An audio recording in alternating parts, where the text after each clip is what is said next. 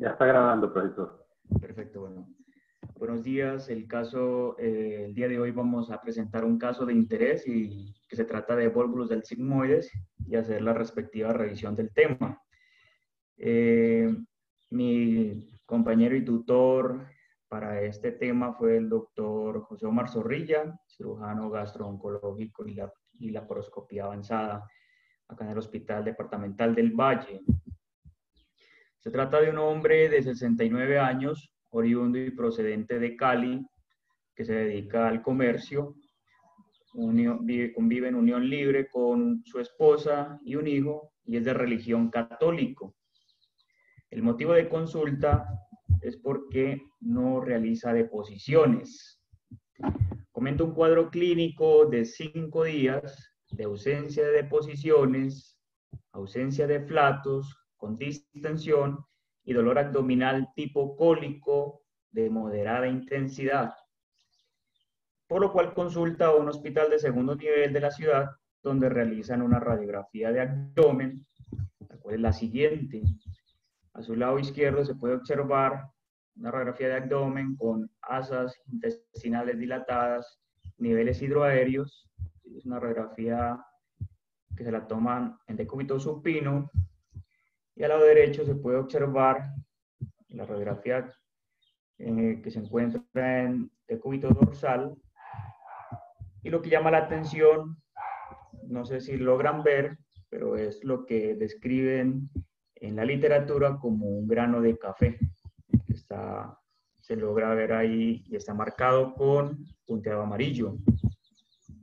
Como antecedentes patológicos, el paciente sufre de Parkinson, toma medicamentos para esto, carbidopa, levodopa, sumatriptán e imipramina, ha fumado cigarrillo, tiene un índice de tabáquico de 5, sin ningún otro antecedente de importancia, no ha tenido cirugías, no ha tenido traumatismos previos.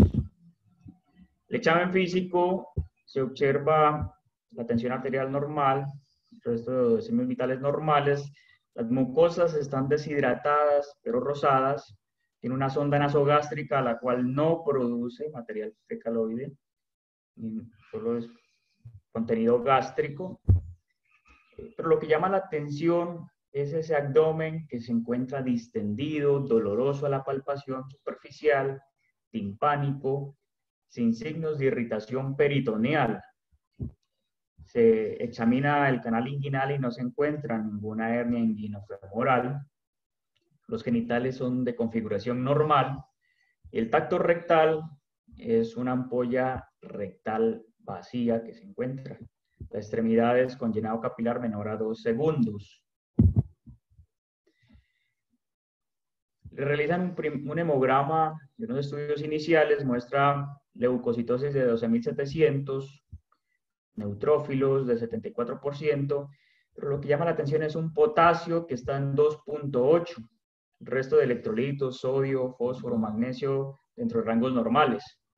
Entonces aquí nos hacemos la primera pregunta y es, ¿cuál es el paso a seguir con este paciente? Que ya tiene una clínica de obstrucción intestinal, el examen físico lo corrobora y unas imágenes iniciales que muestran. Orlando, una pregunta, ¿qué día lleva? Dijiste 5 días cuando fue al hospital de nivel 2, ya cuando llega al hospital, sí, señor. Días? Ya en el hospital llega al 7º día, al 6º día. 5.º día. ¿Llega dónde? ¿Al Mario Correa o al Hospital Unitario del Valle? Al Hospital Departamental del Valle, sí.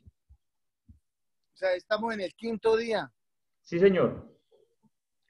Entonces, ¿cuál es el paso a seguir con la clínica anteriormente mencionada? Usted considera realizar una colonoscopia, llevar a cirugía de emergencia o realizar una tomografía de abdomen. Entonces, me gustaría escuchar a los residentes de primer año que deseen opinar.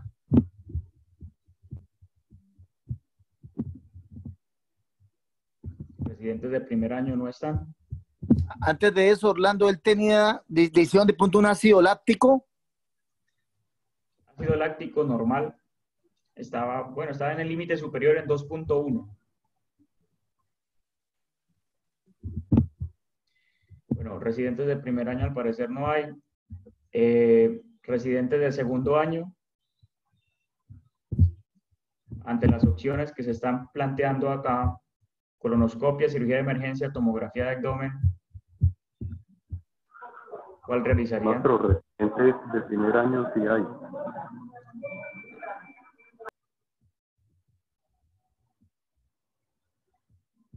Bueno, de segundo año parece que tampoco, de tercer año.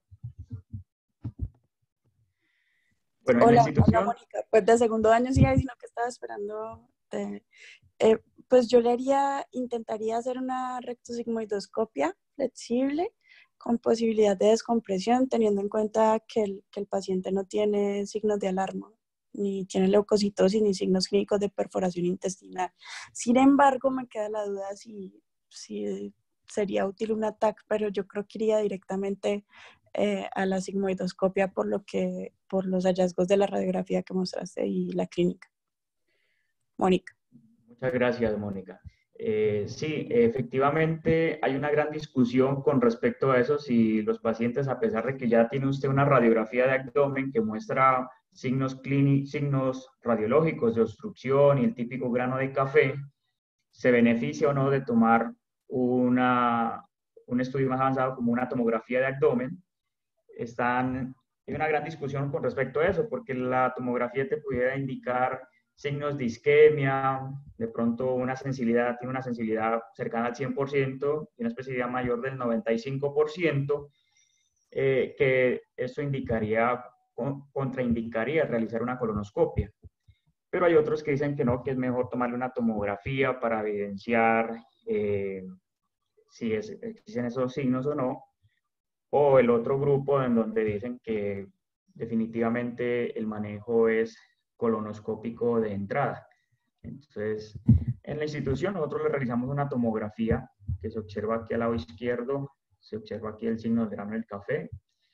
Llama la atención aquí, observen el signo del remolino, que es característico en los hallazgos imagenológicos, una tomografía, y eso muestra el punto de máxima tensión donde se está generando el volvulus y la torsión de los vasos mesentéricos. Ese es el corte sagital. Acá tenemos el corte axial, donde igualmente se observa una gran dilatación de asas. La medición mayor fue de 15 centímetros, recordando que cuando en el ciego tiene una dilatación más de 12 centímetros ya existe un riesgo inminente de perforación. Dilatación de asas, líquido libre en la cavidad, y acá se va a observar lo mismo, el signo del remolino, que es la zona de transición y donde se encuentra el área de torsión.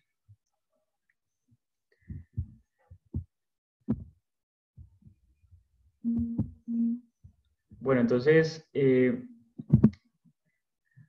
¿usted qué consideraría ante este paciente que ya muestra una tomografía, efectivamente, un volvulus? ¿Sí? Ya ahora vamos a ir resolviendo las preguntas que se van surgiendo. En cuanto al manejo médico con la sonda nasogástrica, ¿usted considera que la reposición de potasio puede explicar ese hilio? La pregunta es, ya en este momento, con los hallazgos, lo lleva después de la colonoscopia, solo con llevarlo a colonoscopia y devolvularlo, o llevarlo a cirugía. Y en cirugía, si lo decide llevarlo a cirugía, realizaría una colostomía o anastomosis primaria. Entonces, ¿cuál es el paso a seguir? Esto es lo que nos vamos a tratar de resolver nosotros. Este paciente fue llevado a cirugía. Los hallazgos, se encontró 300 cc de líquido peritoneal, de líquido de reacción peritoneal, y una gran dilatación de asas, como ustedes logra ver en el video, intestinales desde el ilion y todo el marco cólico, con la volvulación del colon sigmoides. Se encontraban zonas de isquemia y en alguna parte necrosis. A él se le hizo una resección del volvulus y una colostomía tipo Harman. Observen aquí la pinza Rochester que está generando un clampeo ahí en la base del meso, que es como se indica en la literatura para evitar la migración de esas bacterias enterotoxinas que están en este colon distendido hacia la circulación sistémica. La revisión la basé en estas tres guías. Está la guía americana de cirujanos gastroenterólogos y endoscopistas, publicada en este año, en el 2020. Esta otra guía de cirujanos de colon y recto, publicada en el 2016. Y esta de la guía NICE, que ellos en un apartado hablan acerca de la colostomía endoscópica percutánea. No tienen como tal una guía para obstrucción colónica. Algo de historia, y es que el término de vólvulo se origina del latín volvere o torcer, y cuando estamos hablando de vólvulos del colon nos referimos a una torsión de un segmento del colon, mayor frecuentes en el colon sigmoides, lo que conlleva una obstrucción y con posible isquemia o gangrena. Esta afección se ha descrito durante miles de años, ¿sí? Al igual que las terapias rudimentarias que se han utilizado para esto. En el papiro de Evers, 1550 años antes de Cristo, se describió el curso natural de este vólvulos como una que podía pasar de una reducción espontánea o, si no se presentaba esta reducción, lo que ellos llamaban una pudrición de los intestinos, lo que conocemos como gangrena. Hipócrates, 400 años antes de Cristo, el hombre comenzó a utilizar grandes cantidades de aire y los inyectaba transanal y realizaba inserción de un tubo rectal de aproximadamente 22 centímetros. Ya la primera mención del vólvulos en la literatura occidental se data en el 1841 con von Rokitansky, que es considerado el padre de la anatomía patológica, y lo describió como una causa de estrangulación intestinal. Ya la terapia occidental moderna comienza a evolucionar con la publicación de un señor que se llama Gay, al realizar una reducción de un vólvulo transanal al inyectar aire o agua en un cadáver con vólvulos del sigmoides. Y esto dio paso a que ya en el 83 este señor Arterón describa la laparotomía como tratamiento inicial y único para el vólvulos. Hasta esta época se planteaba el manejo del vólvulos, tres escenarios que podía ser la devolvulación y la pexia de ese meso, o el otro escenario lo realizaban una resección del vólvulos y una colostomía tipo Harman, o el otro escenario era que hacían una resección y una anastomosis primaria. Pero ante esto, este señor Brusgaard no estaba conforme y él comenzó a utilizar la sigmoidoscopia inicialmente rígida y con eso hacía descompresión completa y en la mayoría de los casos generaba una devolvulación espontánea con ese rectosigmoidoscopio. Y esto se utilizó durante mucho tiempo, pero comenzaron a notar una alta recurrencia de esos pacientes cuando solo se manejaban con colostomía descompresiva, ¿sí? Hacían una alta recurrencia hasta del 90% de los casos, y luego ya comenzaron a utilizar técnicas híbridas, aparte de realizar la colostomía descompresiva inicial, lo llevaban a cirugía y con eso han logrado reducir la recurrencia de esta patología, que es el manejo como se debe hacer actualmente. Como tal, la obstrucción del intestino grueso representa el 25% de todas las obstrucciones intestinales. Esta puede ser funcional, como en el síndrome de Gilbert, o mecánica, en el caso de vólvulos o bridas. El vólvulo en el colon en Estados Unidos es bajo, tiene una baja incidencia del 3.5%, pero hay zonas que se conocen y están subrayadas aquí con rojo como el cinturón del vólvulos, ¿sí? Y en esas zonas la causa de obstrucciones del intestino grueso puede llegar a representar hasta el 50%. Y lo característico es que en estas zonas la edad de presentación es en sujetos jóvenes, ¿sí? Y tienen una presentación mucho más rápida que se instaura, a diferencia en los Estados Unidos y en el mundo occidental, donde la edad La edad en la cual se presenta es en adultos mayores y con una presentación insidiosa.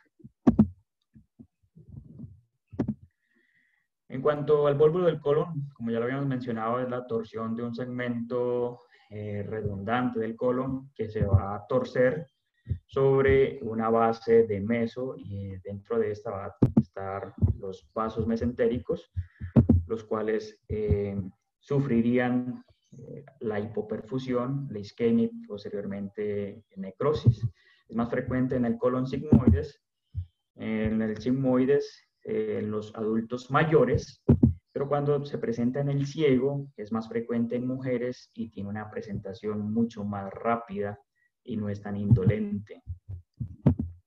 Entonces aquí tenemos un colon sigmoides, el cual se está volvulando sobre su base, que es del meso, y posteriormente puede presentarse una perforación si dejamos que progrese hasta allá.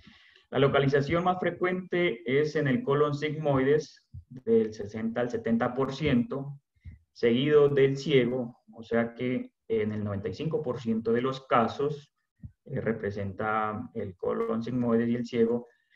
El transverso, un 3 a un 5%, y el ángulo esplénico, aunque usted no lo crea, también se puede volvular en un 1%.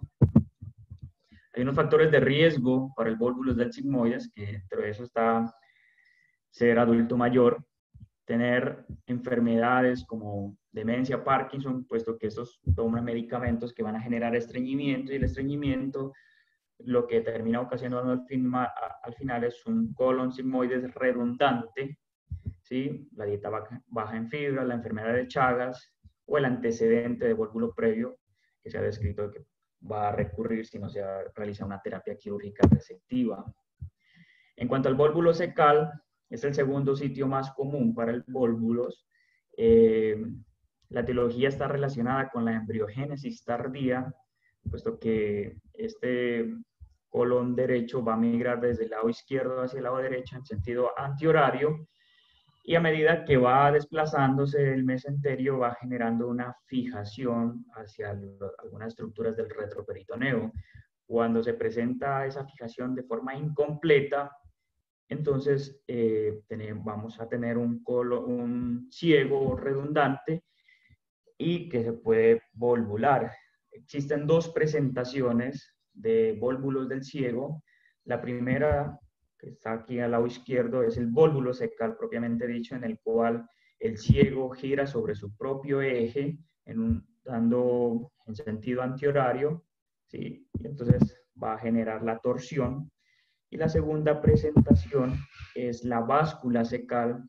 Algunos autores han dicho que esta báscula secal no es una obstrucción completa y que esto se genera cuando el ciego se repliega sobre el mismo cuerpo, y que puede generar cuadros de obstrucción y se puede desobstruir espontáneamente, ¿sí?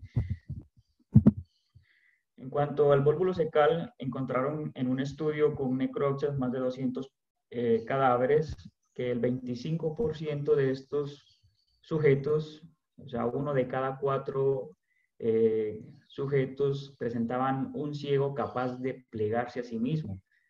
Pero ante la baja incidencia del vólvulo del ciego, entonces consideraron que para que se presente debían existir otros factores asociados, como entre ellos la cirugía previa, el estreñimiento o el embarazo tardío, para que se pueda presentar este vólvulo del ciego. Como tal, el manejo endoscópico ha tenido pobre eficacia, menos del 10%, por eso se recomienda de entrada, cuando estamos ante un vólvulo del ciego, independiente de la clínica esté estable, es llevarlo a cirugía de inmediato. En cuanto al vólvulo del colon transverso, la flexión esplénica, esos son mucho más raros, menos del 5%, y son más frecuentes en el cinturón, en los países del cinturón del vólvulo. En mujeres en la segunda o tercera década de la vida hay unos factores que predisponen a esto, y es la obstrucción intestinal, el estreñimiento crónico, el colon redundante, la cirugía abdominal previa y le han encontrado un gran riesgo potencial al signo de Chilaiditi, para recordarles que es la interposición de las asas colónicas que se encuentran entre el diafragma y el hígado.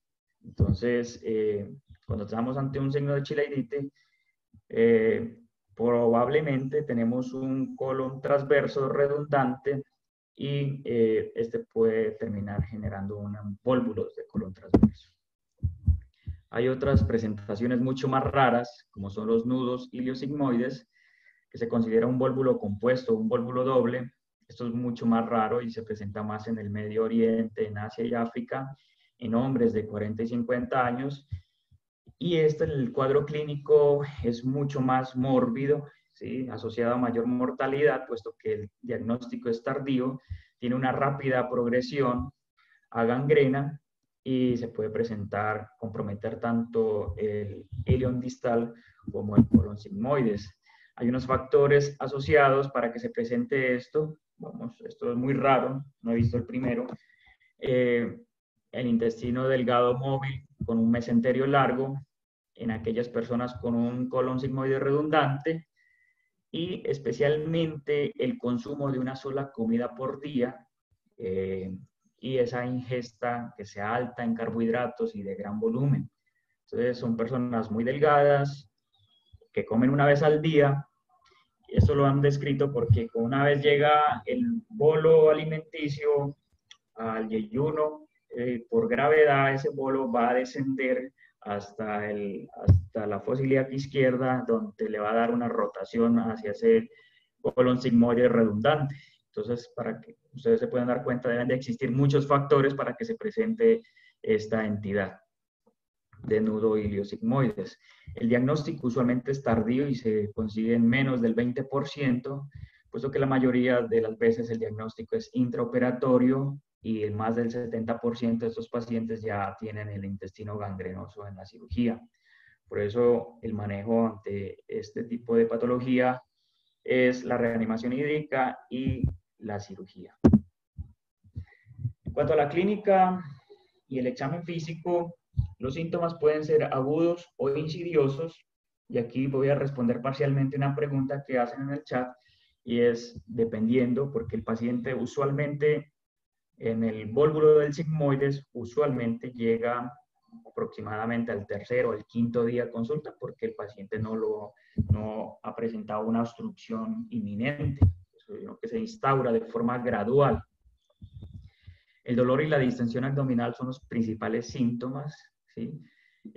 Van a presentarse de forma aguda cuando se trata de un vólvulo del ciego, o un nudo iliosigmoides. Luego emesis, ausencia de flatos y deposiciones, y al examen físico lo que llama la atención es el timpanismo y el dolor abdominal generalizado con una ampolla rectal vacía, evidenciada al tacto rectal. Entonces ya tenemos una historia clínica completa y un examen físico. Entonces vamos a tomar una imagen. El estudio inicial es la radiografía de abdomen, pero observen que tiene una capacidad diagnóstica solo del 60%, o sea que en un 40% de los casos no se va a lograr evidenciar el vólvulos a pesar de que esté el paciente volvulado. Por eso las guías recomiendan la tomografía con contraste como el estudio de elección, y vamos a pasar a esta tomografía cuando tenemos una duda ante una radiografía abdominal inicial. Cuenta con una sensibilidad y especificidad muy buena, más del 90%.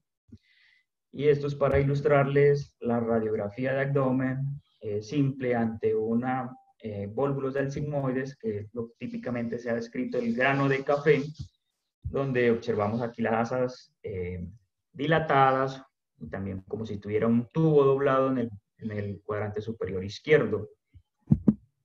Entonces, el 40% no se logran diagnosticar con este método. La tomografía abdominal se observan los mismos, tiene una mejor sensibilidad en los mismos signos radiológicos. Acá una reconstrucción 3D. Y lo que les mencionaba, el signo del remolino, que se encuentra acá y hace referencia a ese mesenterio traccionado y torsionado, y los vasos están girando sobre sí mismos. También describen el signo del pico de pájaro, que eso mostraría el estrechamiento progresivo entre los dos cabos, tanto proximal y distal del colon, cuando se acercan al punto de máxima torsión.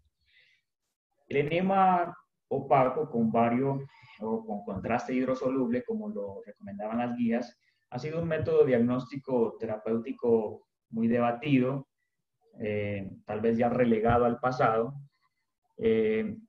Algunas bondades que presentó este es que generaba descompresión en algunos casos, hasta un 40% generaba descompresión, y se contraindica como tal en la sospecha de perforación de peritonitis o necrosis intestinal.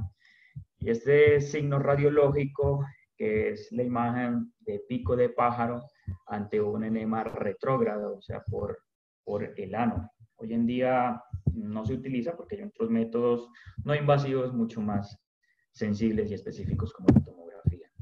Entonces, el pilar fundamental del manejo se basa en estos tres aspectos. El primero es, vamos a evaluar la viabilidad del segmento del colon volvulado, ¿sí? Si está isquémico, necrótico.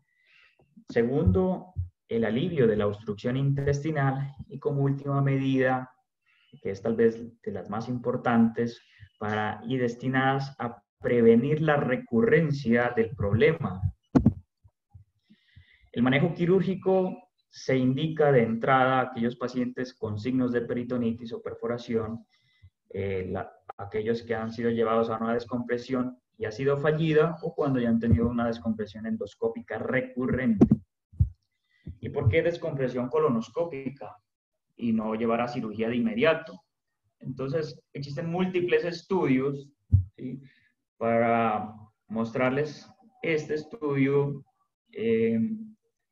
realizado en el 2000, donde compararon aquellos pacientes que llevaron de entrada a cirugía, presentaban mayor mortalidad de un 24%, comparado cuando le hacían una colonoscopia descompresiva y una cirugía semielectiva en la misma hospitalización, una mortalidad del 6%. Entonces, la mortalidad se ve aumentada cuando los llevamos a los pacientes a cirugía de entrada que cuando les realizamos una colostomía descompresiva y una cirugía semielectiva con valores estadísticamente significativos.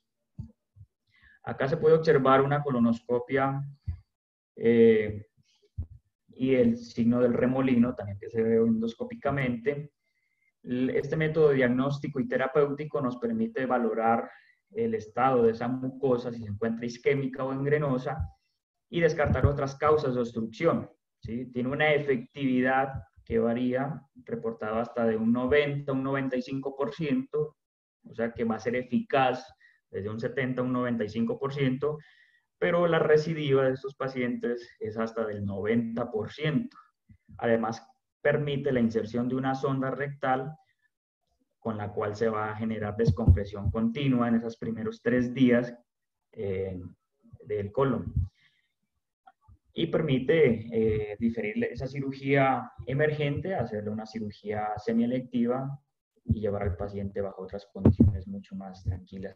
Aquí se puede observar una colonoscopia descompresiva, el signo de remolino que les mencionaba, y lo que tratan es que el endoscopista debe ingresar con la insuflación mínima. Ahí se observa una zona de sufrimiento de la mucosa colónica, y tratar de sobrepasar ese punto de máxima torsión sin ejercer mayor fuerza o tensión. Una vez ya sobrepasado esta zona, se avanza a una guía sobre la cual se va a avanzar la sonda rectal y se la deja ya durante mínimo 24 horas, como lo recomiendan todas las guías, hasta 72 horas. Entonces, eso es lo que le estaba mencionando. Estas dos guías hablan acerca de la colonoscopia descompresiva y del volvulo del sigmoide del ciego, y describen la colonoscopia descompresiva como terapia de primera línea, ¿sí? Puesto que permite convertir una cirugía emergente a una cirugía semielectiva, pero indican que el tratamiento del vólvulo cecal debe ser de entrada quirúrgico, puesto que en menos del 10% logran reducir un vólvulo del ciego y está asociado a una mayor tasa de perforación. Siempre dejar un tubo de descompresión, puesto que mantiene la reducción y permite la descompresión continua del colon y evita una recurrencia temprana. ¿Qué tubo dejar? Muy variable. Sabemos que esto genera mucha incomodidad en cualquier sujeto. Han puesto desde sondas Foley de 18 a 20 French hasta tubos de tórax. Deje una sonda rectal que permita la descompresión del colon. Es lo que se recomienda. En cuanto a la preparación y la técnica endoscópica, está contraindicada la preparación anterógrada, o sea, la vía oral. Se indican enemas de limpieza y progresar con la mínima insuflación aspirando desde el principio. Siempre valorarla de forma minuciosa esa mucosa, y si usted encuentra una mucosa isquémica, necrótica o gangrenosa, parar el procedimiento y trasladar al quirófano. Sobrepasar la zona de transición sin ejercer mayor fuerza, y una vez ha pasado esa zona de transición, aspirar todo ese gas y esos líquidos, esas heces que están represadas allá, porque van a ser en gran cantidad que le van a llegar. Entonces siempre valorar la opción del tubo de descompresión. Y en cuanto al tratamiento, vamos a tener un tratamiento general y un tratamiento específico. El tratamiento general, los muchachos internos y médicos generales, se trata de suspender la vía oral en estos pacientes, la reanimación hídrica y la corrección del trastorno hidroelectrolítico que puede presentarse, antibióticos, dependiendo de las guías institucionales, los antibióticos ante la sospecha de una perforación o sepsis, y van encaminados hacia cubrir gram negativos y anaerobios, la analgesia y la sonda nasogástrica. Y el tratamiento específico va a depender de lo que encontremos. Si es un paciente estable, con un colon viable, que no tiene signos de irritación peritoneal, entonces vamos a llevarlo a una colonoscopia descompresiva, valorar una sonda rectal o no. La efectividad, como lo había descrito, varía de un 70 a un 90%, pero con una recurrencia hasta del 90%, la cual se presenta con una mediana edad aproximadamente a los 2 meses, esa recurrencia. Una vez llevada a la colonoscopia descompresiva, si hemos tenido éxito, se indica cirugía electiva en esa primera hospitalización para realizar entre el tercer o 8º día.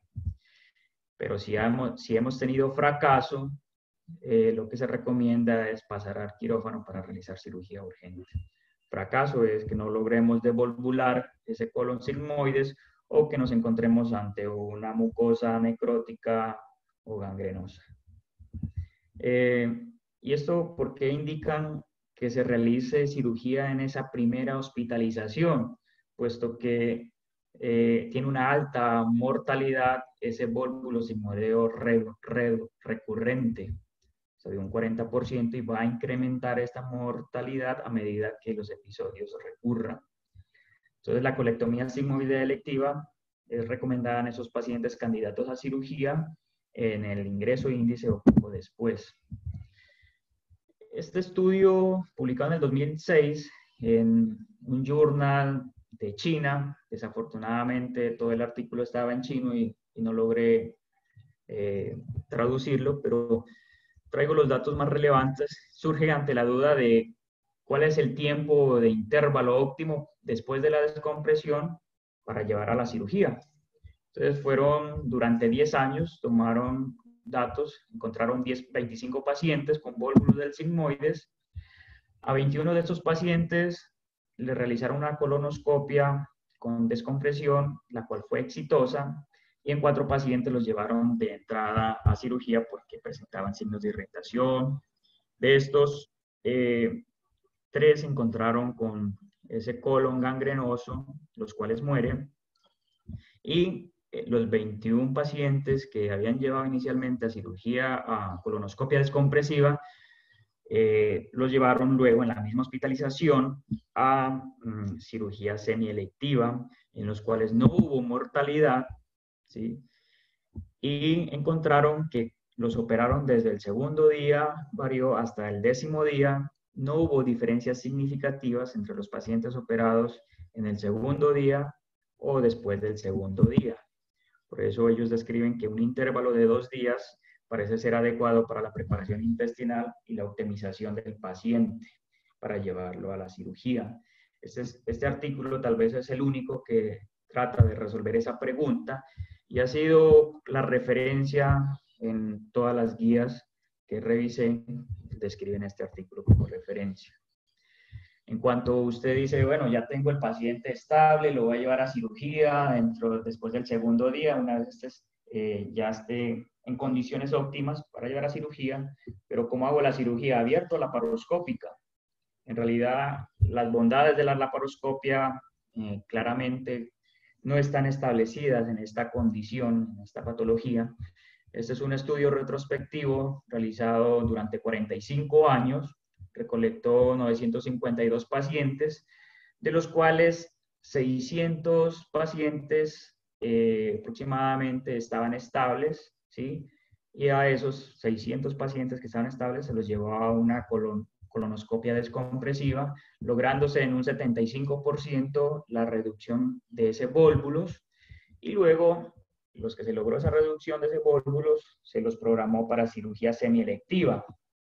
Algunos recurrieron en esa misma estancia hospitalaria, por lo cual se llevaron a cirugía, y los que desearon y aceptaron la cirugía semielectiva en la misma hospitalización fueron 104 pacientes, de los cuales 92 le hicieron una resección del sigmoides de entrada, hicieron resección y anastomosis primaria a 92, y a 12 de ellos le hicieron resección y anastomosis primaria por laparoscopia, ¿sí? En cuanto a la morbilidad, encontraron que fue mayor la resección cuando se hizo por cirugía abierta, y la estancia hospitalaria fue mayor cuando se realizó la cirugía abierta comparada con la laparoscopia. En cuanto a la mortalidad y la recurrencia fue igual, no hubo diferencias, no se presentaron los casos. Entonces, las guías dicen que la resección se puede realizar mediante mini laparotomía o laparoscopia, aunque los beneficios potenciales de un abordaje laparoscópico en este contexto aún no están muy claramente definidos. Ya el segundo escenario es el paciente que está inestable con peritonitis o gangrena intestinal. Entonces, la resección urgente de ese segmento afectado es la técnica quirúrgica de elección. Usted ya va a depender de lo que encuentra ya en el intraoperatorio, es lo que va a realizar. Entonces, esto es lo que recomiendan estas guías. Los aspectos técnicos a tener en cuenta es la resección del intestino infartado debe realizarse sin detorsión y manipulación mínima. Para esto también puede utilizar unas pinzas que puedan clampear ese meso que está torcido. De esta manera evitar la liberación de endotoxinas, de potasio liberado en esa zona isquémica o necrótica, y las bacterias, para evitar esa traslocación hacia la circulación sistémica y evitar un síndrome de reperfusión. En cuanto a la anastomosis colorectal primaria o colostomía, se debe de individualizar en cada caso, y esto va a depender de la condición general del paciente y de las características de esa mucosa colónica o del colon. La colostomía tipo Harman la recomiendan ellos como la opción más apropiada ante un paciente con inestabilidad hemodinámica, con múltiples comorbilidades, la coagulopatía, la acidosis, la hipotermia o incluso la desnutrición severa. Los procedimientos quirúrgicos no resectivos que se han descrito como la detorsión sola, la colopexia, la sigmoidoplastia o la mesosigmoidoplastia, que son inferiores a la colectomía sigmoidea para la prevención del vólvulo recurrente con moderada evidencia. En este caso, en el lado izquierdo observamos la colopexia del colon, del meso al colon transverso, y lo que hacen es pexiar ese meso para disminuir la movilidad de ese colon, E igualmente en el lado derecho, la mesosigmoidoplastia, que consiste en realizar una incisión de relajación en esa base del mesenterio angosta para ampliarla, ¿sí? Y luego se hace una sutura transversa. También en estas 3 guías hablan acerca de la terapia endoscópica avanzada para aquellos pacientes que no son candidatos para llevar a cirugía. Hablamos de esos adultos mayores con múltiples comorbilidades o con un índice de fragilidad muy aumentado. Entonces ellos recomiendan la colostomía endoscópica percutánea y la sigmoidopexia endoscópica percutánea como una alternativa. Tiene una tasa de recurrencia hasta del 20%, pero que es inferior a cuando usted no le hace nada al paciente o solamente hace una detorsión colonoscópica, asociado a una incidencia de riesgo de morbilidad como la infección del sitio operatorio, la perforación, la necrosis y hasta un 5% de mortalidad. Y el objetivo principal de estas técnicas es evitar la movilidad de ese colon, fijar el colon a la pared anterior del abdomen para disminuir esa movilidad y que se evite la volvulación. En el lado izquierdo, entonces, tenemos la colostomía endoscópica percutánea, que basada en el principio de la gastrostomía endoscópica percutánea, lo que hace es ingresar con el colonoscopio hasta el sitio de mayor del colon sigmoide, donde se encuentre más cantidad de intestino grueso, y a través de contrabertura pasan un tubo similar a una sonda de gastrostomía para fijarlo a la pared anterior. ¿Que ese tubo cuánto tiempo se debe dejar? Han hecho estudios que si a 30 días lo retiran, a 60 días lo retiran y vuelven y recurren. Entonces, en realidad tienden a dejarlo de forma indefinida en algunos pacientes. Y acá en el lado derecho, la sigmoidopexia endoscópica percutánea, que para resumirles, son unos hilos que tratan de adherir esa pared del colon sigmoides a la pared abdominal anterior.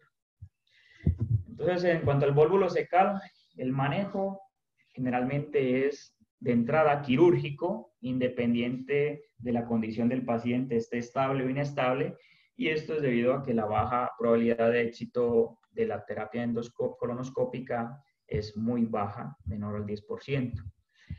Se indica la resección en pacientes con intestino no viable o perforado y también en pacientes que están con intestino viable y que son buenos candidatos a cirugía, se indica la terapia resectiva. Entonces aquí una primera pregunta es, ¿anastomosis primaria o ileostomía más fístula mucosa? Eso va a depender de la condición intraoperatoria del paciente. ¿Sí? Y en cuanto a la resección, si se le hace una resección segmentaria o una hemicolectomía derecha, igualmente. Lo que usted encuentre, dependiendo de los hallazgos intraoperatorios, hasta donde se delimite la isquemia o la gangrena. En cuanto al vólvulo secal con intestino viable, también hay procedimientos quirúrgicos no resectivos que pueden ser una alternativa adecuada a la resección, sin embargo, carecen de mayor evidencia, describen como la detorsión sola. Aquí muestra una mortalidad del 13%, con una recurrencia del 13%, la secopexia, que consiste en después de la detorsión, fijar con sutura a la pared abdominal ese ciego y evitar la movilidad, tiene una mortalidad del 5% y una recurrencia del 13%. La secostomía con una mortalidad del 10% y una recurrencia del 1%, y la resección segmentaria del ciego con una mortalidad del 8%, pero con una recurrencia del 0%. Este es un algoritmo, ya para terminar, tomado de un estudio y un trabajo que realizó este doctor, cirujano general de la Universidad Nacional, publicado en el 2011, que me pareció muy aplicable acá en Colombia. Entonces estamos ante la sospecha de un vólvulo del sigmoides, se encuentra el médico general, entonces ante esa sospecha va a estabilizarlo, reanimar con la reanimación guiada por objetivos, con terapia hidroelectrolítica, la corrección de esos electrolitos, toma de paraclínicos y una radiografía de abdomen inicial. Y el médico general va a solicitar la valoración por el cirujano general. Orlando, Y ya, sí, ya Orlando. va a terminar, ya va a terminar, ya va a terminar. No, favor que admitan al doctor Abraham Kestenberg. No lo han admitido y se salió y que por favor que lo admitan. ¿Quiénes lo están admitiendo? Ricardo. Ricardo, admita al doctor Abraham, por favor, gracias. Ya. Qué pena, profesor, pero no hay nadie en sala de espera. Tampoco será. Bueno, ya estoy terminando. Entonces, cuando nos encontramos ante el sufrimiento de asas, necrosis o perforación dado por la clínica que presente signos de irritación peritoneal, fiebre, acidosis metabólica o leucocitosis, si está ante esos signos, el paciente debe ser llevado a cirugía de inmediato. De lo contrario, si no presenta esos signos de irritación peritoneal, el paciente está estable, lo que se indica es la sigmoidoscopia flexible de urgencia y colocar la sonda rectal. Una vez realizada esa sigmoidoscopia o colonoscopia, vamos a encontrarnos, si fue la devolvulación exitosa, se indica estabilizar el paciente, prepararlo para llevar a una cirugía semielectiva laparoscópica en esa misma hospitalización. O por el contrario, si la sigmoidoscopia no se pudo realizar porque habían zonas de necrosis, gangrena, habían signos de sufrimiento de asa o no se logró simplemente devolvular, el paciente debe ser llevado a la laparotomía de urgente. Cuando estamos en la laparotomía nos vamos a encontrar tres escenarios. El primero es que no haya sufrimiento de asas, sin necrosis ni perforación. Entonces, realizar una sigmoidectomía y anastomosis primaria sería la indicación. Cuando estamos ante el segundo escenario, entre un sufrimiento de asas con necrosis y o perforación, se indicaría una sigmoidectomía y colostomía tipo Mikulicz, que consiste en la gráfica acá en el cuadrante superior de su pantalla derecho, el vólvulo sigmoides ya se ha hecho la resección y lo que se trata es de abocar los dos segmentos, tanto proximal y distal de ese colon. Pero si estamos ante un sufrimiento de asas con necrosis o perforación y hay compromiso de la unión recto-sigmoidea, lo que se indica es la sigmoidectomía y la colostomía tipo Harman, como lo muestra esta gráfica en el cuadrante inferior derecho, que se deja un muñón rectal allá abandonado y se realiza la colostomía. Se aboca el segmento proximal.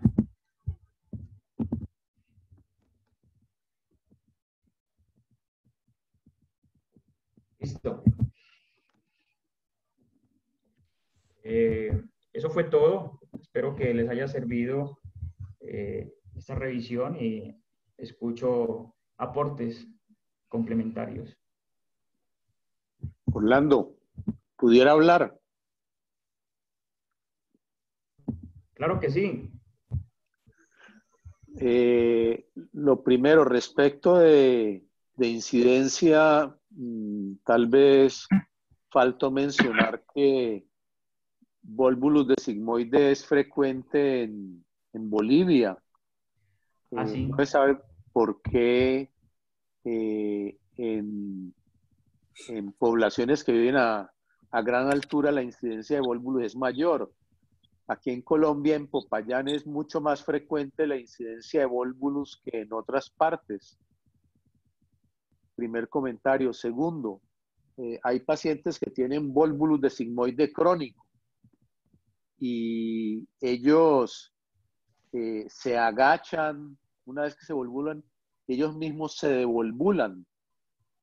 Eso está referido en la literatura. Tercero, respecto a esta paciente, no había ninguna duda que era quirúrgica o que el paciente era quirúrgico, porque tenía leucocitosis y así el abdomen no esté gritando,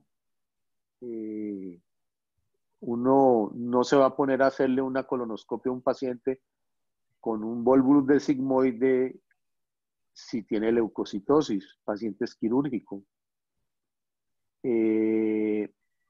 Respecto de la laparoscopia o o cirugía abierta, yo creo que la laparoscopia no tiene sentido, porque usted siempre va a necesitar hacer una incisión de un tamaño generoso para hacer la extracción del segmento volvulado. Entonces yo, aunque yo hago laparoscopia y no tendría problema en hacer una laparoscopia en una circunstancia de estas, primero es riesgoso porque ese abdomen está lleno de esas asas dilatadas y usted casi que no puede tener cámara de neumoperitoneo para trabajar bien. Y segundo, al hacer la extracción, le toca hacer una incisión amplia. Entonces me parece que no tiene sentido hacer laparoscopia, sino de cirugía convencional. Lo ideal, como usted ya lo dijo, si las condiciones del paciente lo permiten, hacer una anastomosis. Es siempre mejor que hacer una colostomía, especialmente si son pacientes mayores. Sabe que pacientes mayores que se le hace un Hartmann, un porcentaje grande de ellos va a quedar con la colostomía definitiva, nunca se le puede cerrar. Entonces, lo ideal, si las condiciones del paciente lo permiten, es hacer resección y anastomosis. La segunda alternativa, que me parece a mí mejor, es hacer una colostomía con una fístula mucosa adyacente. Si la necrosis no está muy abajo y le permite tener una boca distal pues saludable. ¿Qué otro comentario tenía yo por hacer?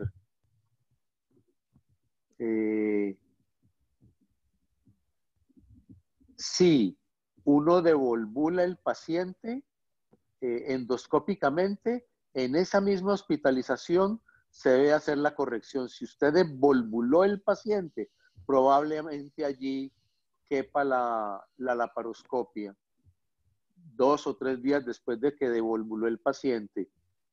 El otro comentario es, en volvulus de ciego, hacer coloplastia, fijar el ciego a la pared lateral, haciendo una sutura continua, no sirve, eso se reproduce. La alternativa en volvulus de ciego es hacer esa coloplastia más una apendicostomía.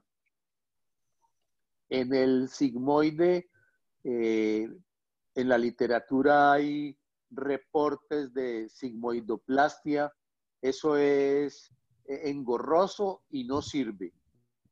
Todas las técnicas de sigmoidoplastia hay de muchas formas, no sirve. Lo que uno tiene que hacer es, sin dudarlo, la resección y, como ya lo dije, si se puede, una anastomosis, si no, una ostomía. Esos eran los comentarios que tenía por hacer.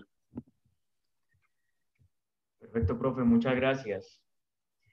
En cuanto a lo que usted mencionaba, la incidencia acá en Bolivia, lo describen dentro de los países del cinturón del Volvulus.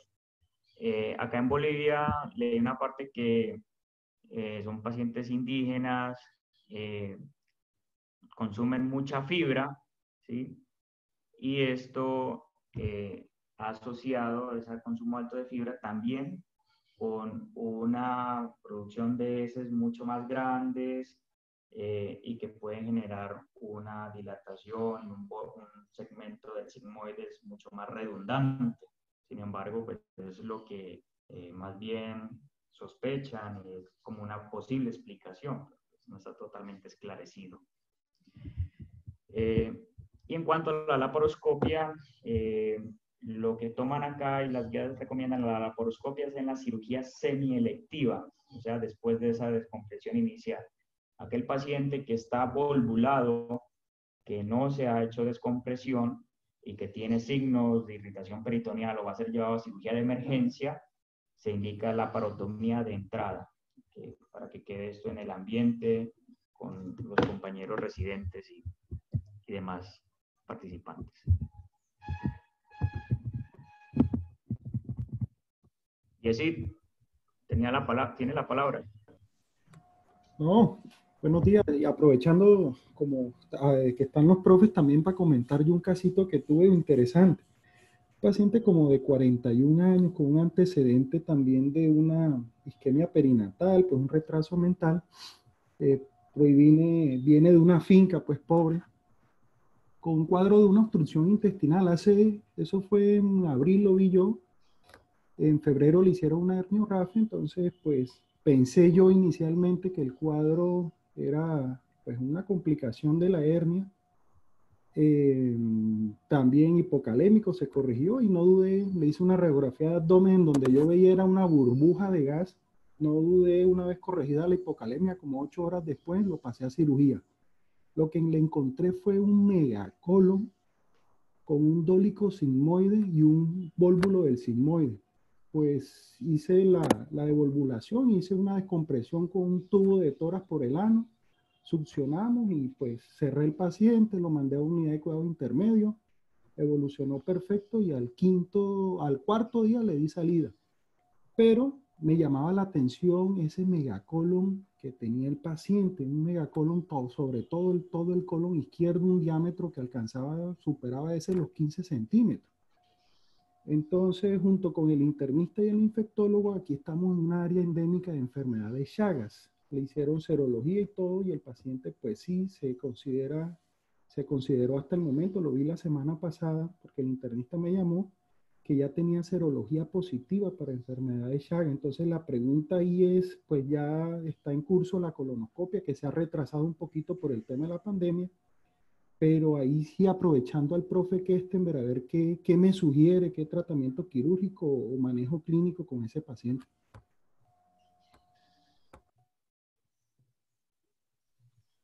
No, ahí no cabe el manejo médico. Ese paciente es quirúrgico. Respecto de la conducta que tomaste, cuando uno opera el paciente, devolvularlo y no corregir el volvulus no es una conducta correcta ni aceptada en la literatura. Si uno opera el paciente, uno debe de hacer resección, porque esos pacientes que se les hace devolvulación quirúrgica, en la misma hospitalización del 50% se vuelven a volvular. Ahora, respecto de este paciente con enfermedad de Chagas, no, el manejo de la enfermedad de Chagas es quirúrgico. Probablemente toque hacer una proctocolectomía con bolsa ileal y anastomosis ileoanal.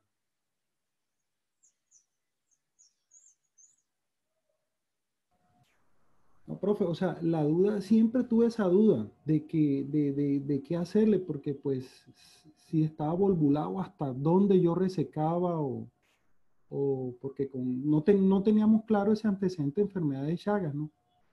Pero era la pregunta, o sea, si le hago una resección, ¿qué reseco o hasta dónde reseco yo en ese tipo de casos?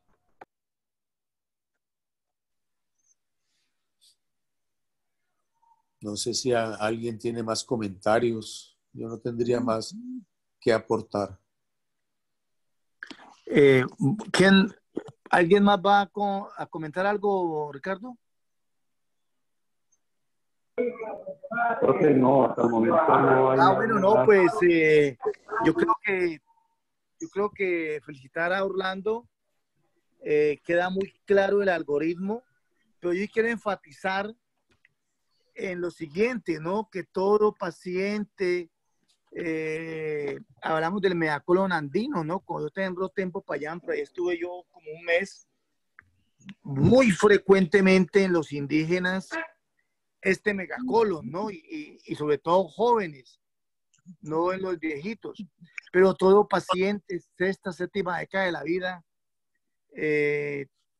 pacientes que estén tomando drogas, con Parkinson, con demencia senil, con este cuadro clínico de distensión, de ausencia de deposición, hay que tener en la cabeza una obstrucción intestinal y que no vaya a haber, o si están tomando narcóticos o algo así, una impactación fecal o no Gilby o un megacolon,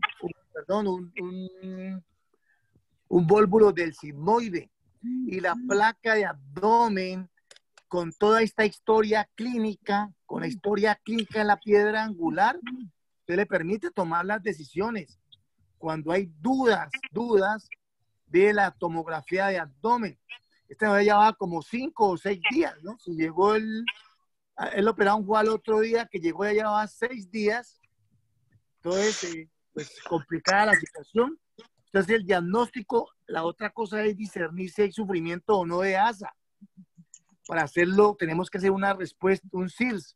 Está con taquicardia, está con polipnea, esta tenía como frecuencia respiratoria de 20, si no estoy mal, ácido láctico.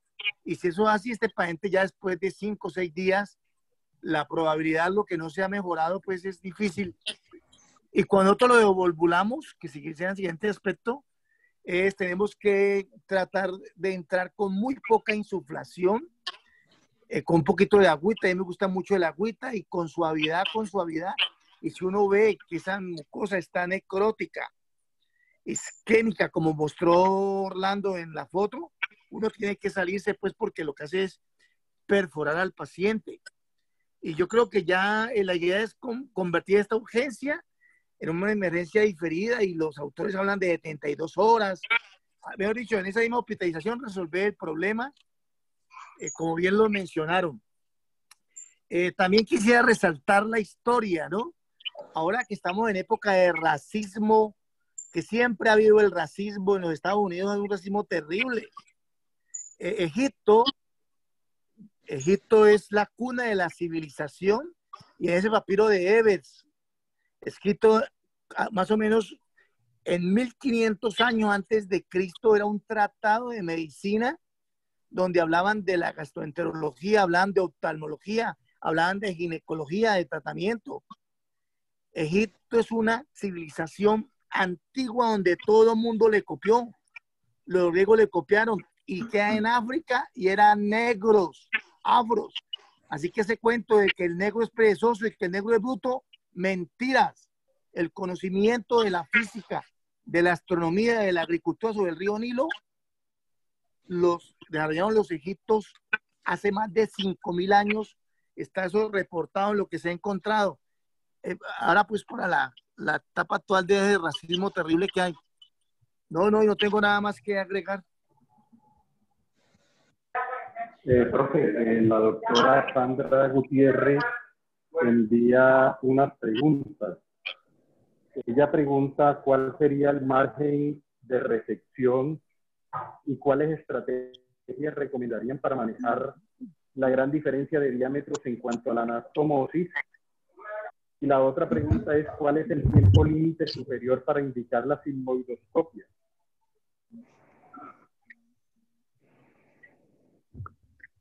Entonces, el doctor Kestenberg, usted nos pueden ayudar a resolver esas dudas. Cuando el paciente ingresa por urgencias, pues valoración del paciente, las condiciones bioquímicas del paciente, el hemograma, cómo es el examen físico, y todo eso va a definir claramente si ese paciente va a cirugía o va a endoscopia. El tiempo de evolución no es parámetro. El parámetro es las condiciones físicas del paciente al momento de su ingreso por urgencias. Si las condiciones lo permiten, colonoscopia, de comprimirlo, como mostró Orlando y como lo dijo Omar, y una vez hecha la decompresión, en esa misma hospitalización, 2 o 3 días después, ir a cirugía. Los límites de resección, ¿no?, son donde uno ve a colon sano. La diferencia de diámetro no es contraindicación para la anastomosis. Uno se da ahí mañas para lograr la anastomosis, De nuevo, si las condiciones del paciente lo permiten. Si las condiciones del paciente no lo permiten, pues toca ostomizar. Como dije antes, la ostomía ideal para mí es una proximal con una fístula mucosa distal adyacente, cosa que posteriormente, unos días después, uno puede hacer una anastomosis sin la parotomía y devolver esa anastomosis a la cavidad. No sé si Omar quiere agregar algo. Sí, es poder discernir muy bien las condiciones del paciente, si hay sufrimiento de ASA, la respuesta inflamatoria sistémica, la polinea, la taquinea, la leucocitosis, el ácido láctico. Pero pues un paciente ya con... Es que siempre al hospital no llegan estos pacientes ya 5 días, 6 días, pues. Los poquitos que hemos podido hacer en el hospital, yo he encontrado esa mucosa isquémica necrótica, ¿no? Porque es que no, pues, es muy complicado tener un paciente 5 o 6 días con eso volvulado y que el señor esté, que no tenga necrosis, ¿no? De hecho, a este paciente le encontraron esto necrótico y la tomografía no hablaba de signos no, que todo estaba bien, si no estoy mal, ¿no, Orlando? Bueno, una cosita para complementar, un estudio francés realizado en el 2014, donde trataron de evidenciar si había mayor tasa de filtración cuando hacían una anastomosis primaria, cuando hay dos intestinos de diferente diámetro. Y lo que se encontró en ese estudio es que en realidad no hubo diferencias significativas realizarlo de esa anastomosis primaria con un intestino con diámetro muy amplio a otro con diámetro normal. Entonces, como para complementar lo que estaba preguntando la doctora. Gracias, profe. Hacen una última pregunta. Si se dejara la colostomía, ¿al cuánto tiempo se cerraría? ¿En forma temprana o en forma tardía?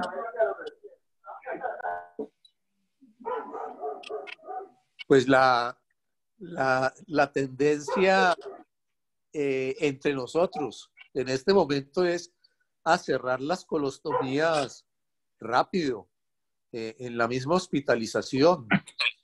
Lo hemos hecho ya muchas veces, aunque en el mundo todavía muchísima gente tiene la norma de esperar 3 meses para cerrar una colostomía.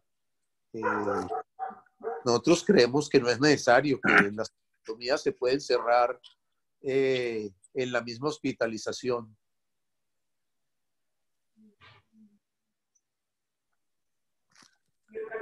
Gracias, profe.